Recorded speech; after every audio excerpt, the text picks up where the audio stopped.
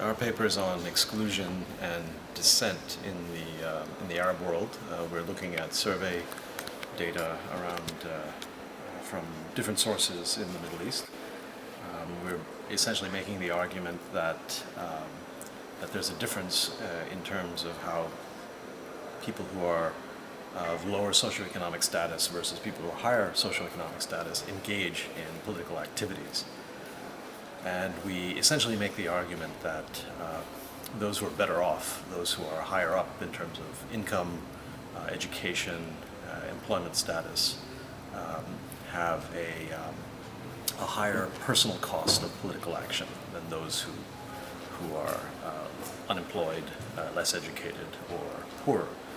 And as a result, those who are higher up on the scale, when they engage in political behavior, it's more credible to the regime. So this is an argument that we make that we then try to test with information, with data from different survey sources. And we find, in fact, that there's a big difference between peaceful and violent political action. With respect to peaceful action, the poor and those who are less educated and so on, more unemployed, tend to self-exclude themselves. So they tend to participate less in voting.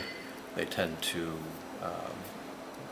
be less engaged in with civic organizations, with civil society, than those who are richer, more educated, and so on. However, the relationship is the opposite when it comes to more radical, violent political actions, because those actions carry a very high cost.